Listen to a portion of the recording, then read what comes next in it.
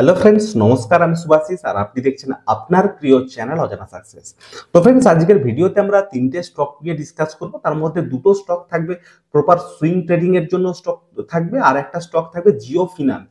তো জিও ফিনান্স আগের দিনে অনেকটাই আপ মেরেছে। তো এই মুহূর্তে দাঁড়িয়ে জিও ফিনান্সে কি করা উচিত, টেকনিক্যাল অ্যানালাইসিস কি বলছে, ভলিউমের সাথে ক্যান্ডেল অ্যানালাইসিস কি বলছে, সেটা আপনাদের সাথে শেয়ার করব। যদি এই জিও ফিনান্স স্টকটা আপনার নেওয়া আছে পোর্টফোলিওতে তাহলেও দেখুন, আর যদি আপনার মনে হয় যে কি কেনা উচিত কিনা এই জায়গাটাতে বা কিনবেন বলে ভাবছেন স্টকটা, তাহলে অবশ্যই ভিডিওটাকে কিন্তু দেখবেন, ঠিক আছে?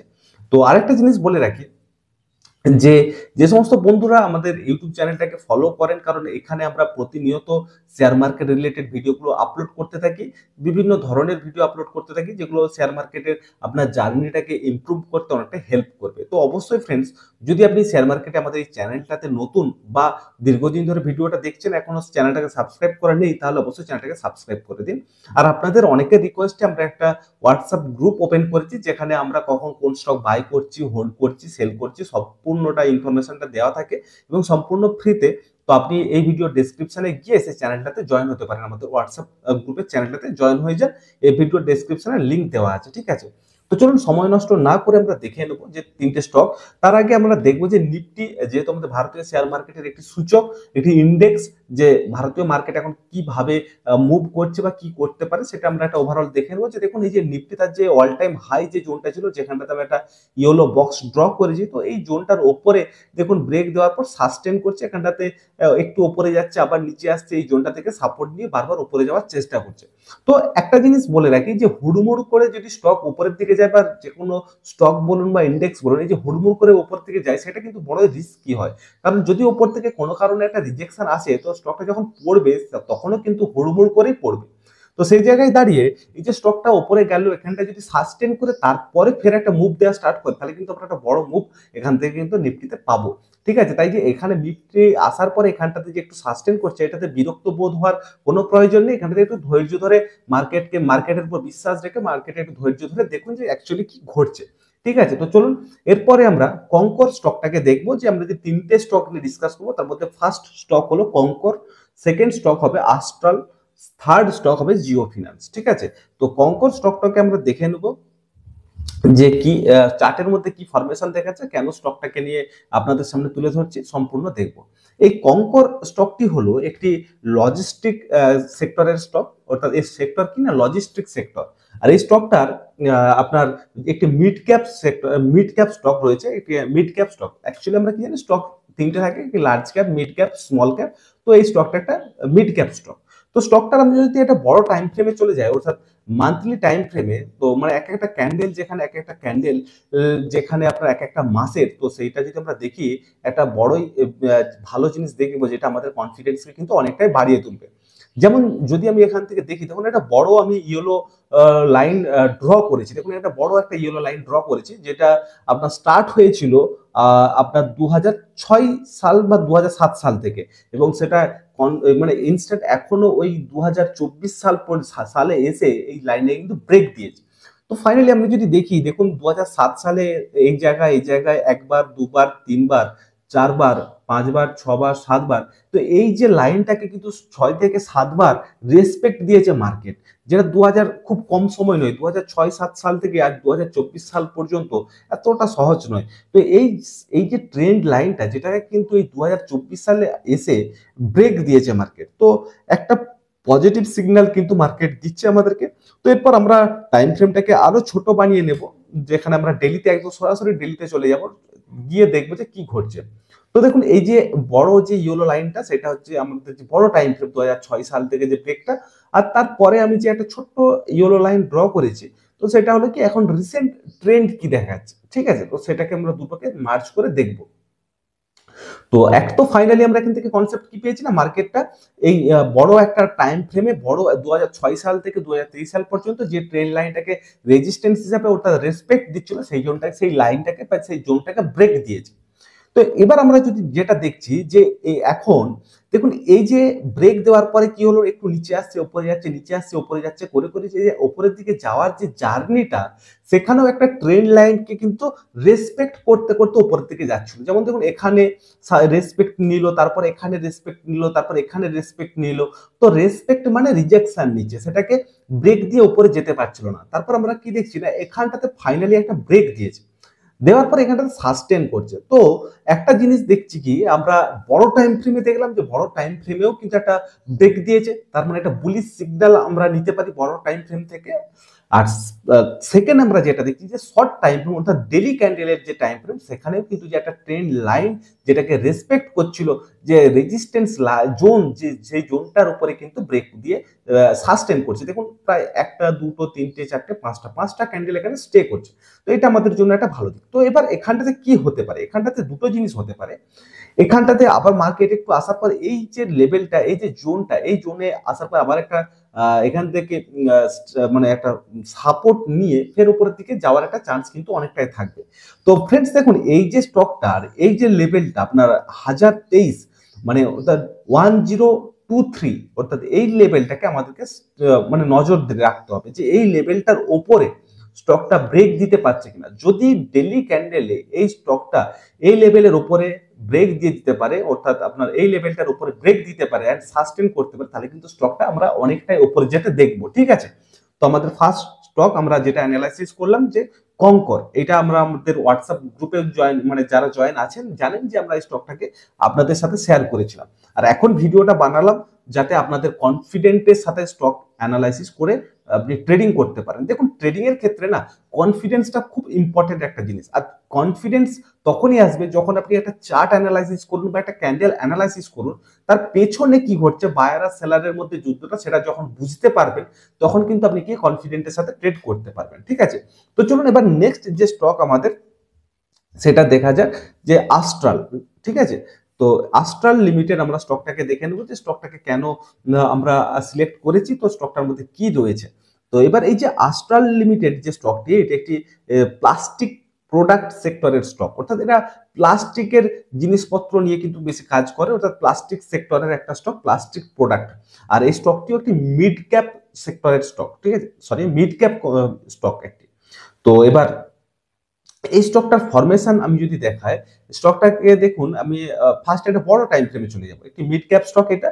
তো এবার এটার আমি যদি একটা বড় টাইম ফ্রেমে চলে যাই, অর্থাৎ উইকলিতে চলে যাব, যেখানে এক একটা ক্যান্ডেল এক একটা সপ্তাহের ক্যান্ডেল। ঠিক আছে, তো স্টকটা আমি একটু ছোট করে নিই, কারণ ওভারঅল একটা ভিউ নিব, তারপরে আমরা গিয়ে দেখবো যে ফাইনালি কি ঘটছে। দেখুন স্টকটা এখন কিন্তু তার অল টাইম হাইয়ের কাছে রয়েছে স্টকটা।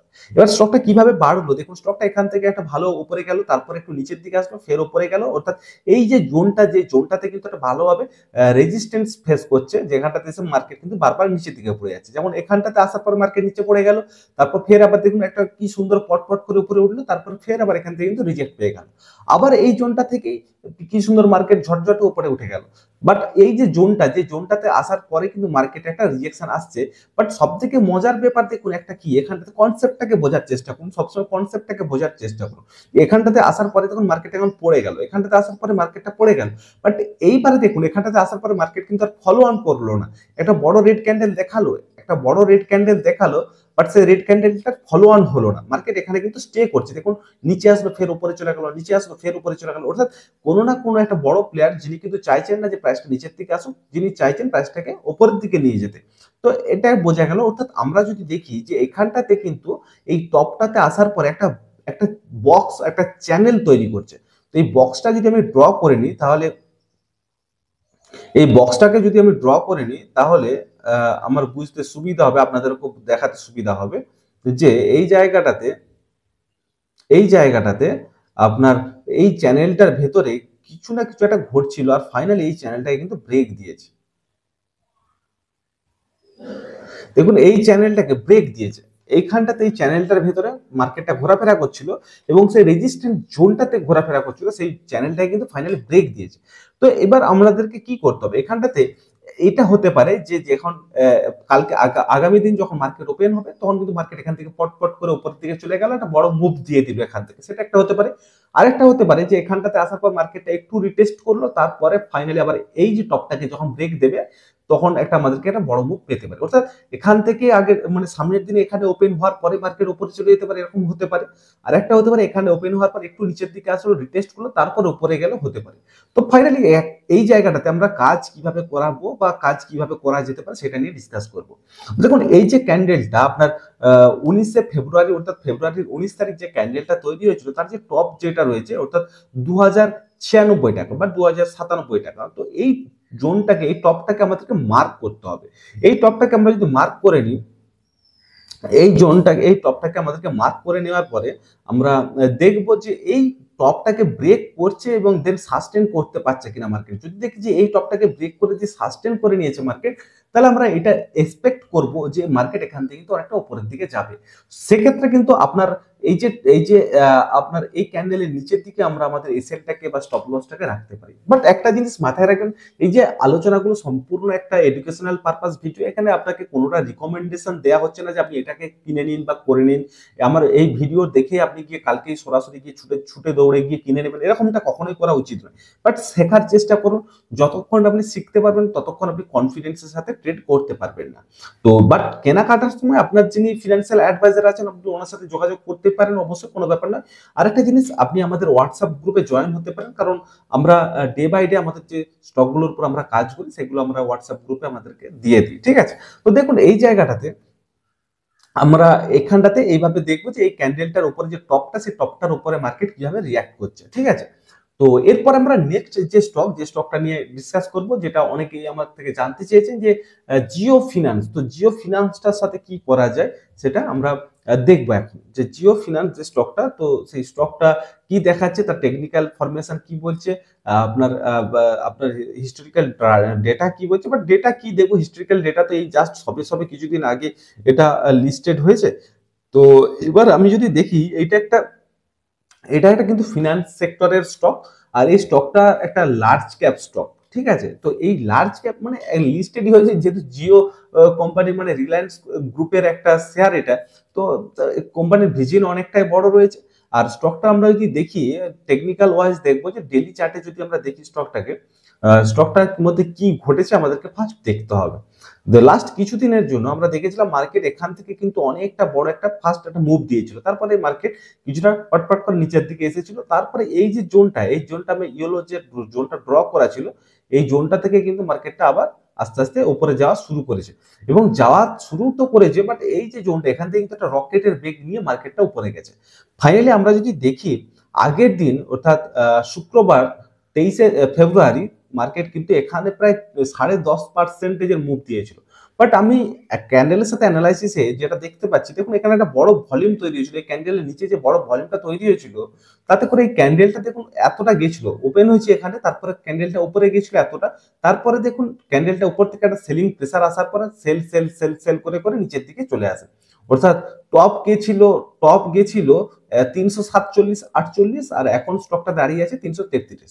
এবার আমি ভলিউমের যে ডেপথ অ্যানালাইসিস এর মধ্য দিয়ে যেটা দেখছি যে এই স্টকটাই কিন্তু একটা উপর থেকে কিন্তু একটা দারুণ সেলিং প্রেসার রয়েছে। আর তার থেকে আরেকটা বড় ব্যাপার, এই যে ভলিউম যে এত বড় রয়েছে তার সাথে ক্যান্ডেলের যে বড় মুভটা দিয়েছে, সেটা যদি আমরা অ্যানালাইসিসে আমি যখন আরো ডেপথ অ্যানালাইসিসে গিয়ে যেটা দেখছি যে এখানে কিন্তু ডেলিভারি ভলিউমের থেকে ইন্ট্রাডে ভলিউম বেশি হওয়ার কারণে যেখানে মানে মানুষ কিন্তু ইন্ট্রাডেতে এটাকে বেশি প্রেফার করেছে, যে কারণে প্রাইসটা অনেকটা উপরে গেছে। তো এই জায়গায় দাঁড়িয়ে আমাদেরকে ফার্স্ট লক্ষ্য করতে হবে এই 346 লেভেলটাতে মার্কেট কিভাবে রিয়াক্ট করছে। আশা করি সামনের দিনে হয়তো সামনের 2-1 দিনের মধ্যে হয়তো প্রাইসটা একটু কারেক্ট করতে পারে, একটু কারেকশন করার পর নিচে আসতে পারে। বাট যদি আপনি লং টার্ম ভিশন নিয়ে চলেন তো স্টকটা আপনাকে লং টার্মে দারুণ প্রফিট দেবে, এটা আশা করা যেতে পারে। কারণ স্টকটা ভালো রকমই একটা মুভমেন্ট আসবে স্টকটার মধ্যে, বাট সেটার জন্য অপেক্ষা করতে হবে। একটা লং টার্ম ভিশনে আপনি যদি চলেন তাহলে ঠিক রয়েছে। বাট শর্ট টার্মে আপনি যদি বলেন তো শর্ট টার্ম একদম 2 সপ্তাহ, 1 মাস, 2-3 মাস এরকম যদি মানে 2 সপ্তাহ 1 মাস এরকম যদি লক্ষ্য নিয়ে চলেন শর্ট টার্মে, তাতে করে আমি বলবো স্টকটা হয়তো এখান থেকে একটু কারেক্ট করতে পারে। তো সেই কারেকশনের অপেক্ষায় থাকা আমাদের উচিত, আমি থাকবো এখান থেকে একটু কারেকশনের। তো তো সেটা দেখবো। আর যদি স্টকটা এই লেভেলটাকে এখনই ব্রেক দিয়ে দেয় অর্থাৎ 347 লেভেলটাকে, তাহলে আমি তখনও এন্ট্রি নিতে পারি, কারণ এখানটা থেকে যদি ব্রেক দিয়ে দেয় তাহলে কিন্তু আবার একটা ভালো উপরের দিকে যাওয়ার চান্স থাকবে। তো এই দুটো জিনিসকে আমরা মাথায় রাখবো যে যদি কারেকশন করে তাহলে একটু নিচের দিকে আসবে, যদি উপরের দিকে যায় আমরা সবসময় এই লেভেলটাকে লক্ষ্য রাখবো, 347 লেভেলটাকে। ঠিক আছে? তো ফ্রেন্ডস, এই যে তিনটে স্টক নিয়ে ডিসকাস হলো, তো তিনটে স্টক আপনার কেমন লাগলো একটু জানাবেন। আর নেক্সট টাইম আমরা কোন স্টক গুলো নিয়ে আলোচনা করলে আপনার ভালো লাগবে, তো সেটাও একটু কমেন্টে জানান। আর কেমন লাগলো ভিডিওটা অবশ্যই জানান। আর কোন টপিকের উপর আপনাদের ভিডিও লাগবে তো সেটাও একটু জানান, তবে আমি বুঝতে পারবো, কারণ না হলে তো আমার পক্ষে বোঝা সম্ভব নয় যে আপনারা কোনটা জানতে চাইছেন বা কোন টপিকের উপর ভিডিও চাইছেন, তাই না? তো চলুন, সকলে ভালো থাকুন। আর অবশ্যই হোয়াটসঅ্যাপ গ্রুপটাতে জয়েন হয়ে যান, যেখানে আমরা কোন স্টকটা বাই করছি, হোল্ড করছি, সেল করছি, তো সম্পূর্ণটা ওখানে দেওয়া থাকে। তো চলুন, নমস্কার, দেখা হচ্ছে পরবর্তী ভিডিওতে। সকলে ভালো থাকুন, সুস্থ থাকুন, সচেতন থাকুন মার্কেট নিয়ে। নমস্কার।